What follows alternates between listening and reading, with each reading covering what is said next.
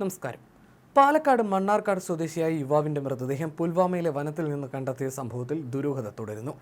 കാഞ്ഞിരപ്പുഴ കരുവാൻതൊടിയിലുള്ള മുഹമ്മദ് ഷാനിബാണ് മരിച്ചത്. ചൊവ്വാഴ്ച രാത്രി ഗുൽമാർഗ് സ്റ്റേഷനിൽ നിന്ന് വിളിച്ചറിയിച്ചതിനെ തുടർന്നാണ് ബന്ധുക്കൾ വിവരമറിഞ്ഞത്. അതിനിടെ സംഭവത്തിൽ വീട്ടുകാരിൽ നിന്നും വിവരങ്ങൾ കേരള പോലീസ് ശേഖരിച്ചു. മണ്ണാർക്കാട് ഡിവൈഎസ്പി സന്തോഷിന്റെ നിർദ്ദേശപ്രകാരമാണ് സ്വാഭാവിക നടപടികളുടെ ഭാഗമായി വിവരങ്ങൾ ശേഖരിച്ചത്. തീവ്രവാദ റിക്രൂട്ട്മെന്റിലൂടെ ഷാനിബ് കശ്മീരിൽ എത്തിയതാണോ എന്ന സംശയമുണ്ട്. ഇതിലേക്കും അന്വേഷണം നീളും. ബംഗളൂരുവിൽ വയറിംഗ് ജോലിക്കാരനായിരുന്നു ഷാനിബ്. ജോലിക്ക് പോവുകയാണെന്ന് പറഞ്ഞാണ് വീട്ടിൽ നിന്ന് പോയതെന്ന് ബന്ധുക്കൾ പറഞ്ഞു. പുൽവാമയിലെ വനത്തിൽ നിന്ന് കണ്ടെടുത്തപ്പോൾ മൃതദേഹത്തിന് 10 ദിവസത്തോളം പഴക്കമുണ്ടായിരുന്നുവെന്നും പോലീസ് അറിയിച്ചു. ബംഗളൂരുവിൽ പോയ യുവാവ് എങ്ങനെ ജമ്മു കാശ്മീരിൽ എത്തി എന്നതുൾപ്പെടെയുള്ള വിവരങ്ങൾ ലഭ്യമായിട്ടില്ല. ബന്ധുക്കളോട് സ്ഥലത്തെത്താൻ പോലീസ് നിർദ്ദേശിച്ചു. ഷാനിബിന്റെ മരണവും പഹൽഗാം ഭീകരാക്രമണവുമായി ബന്ധമുണ്ടോ എന്നതടക്കം പരിശോധിച്ചു വരികയാണ്. പാലക്കാട് കാഞ്ഞിരപ്പുഴ വർമ്മങ്കോട് കറുവാൻതൊടി അബ്ദുൾ സമദ് ഹസീന ദമ്പതികളുടെ മകനാണ് ഷാനിബ്. വിദേശത്തുള്ള പിതാവും സഹോദരൻ ഷിഹാബും ബുധനാഴ്ച വൈകിട്ടോടെ നാട്ടിലെത്തി.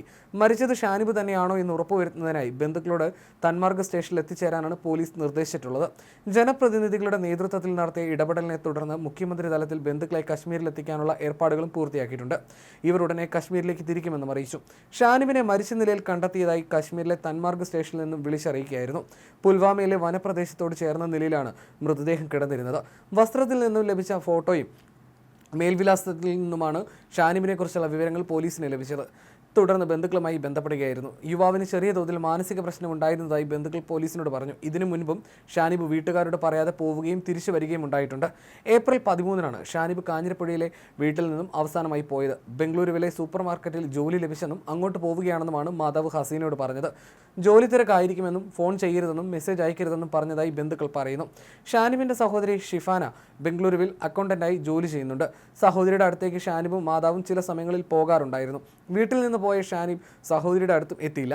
ഷിഫാനയും നിരവധി തവണ ഫോണിൽ വിളിച്ചെങ്കിലും ഷാനിബ് ഫോൺ എടുത്തില്ല. ഇതിനിടയിലാണ് കശ്മീരിൽ നിന്ന് മരണം സംബന്ധിച്ച് പോലീസിന്റെ അറിയിപ്പ് ലഭിക്കുന്നത്.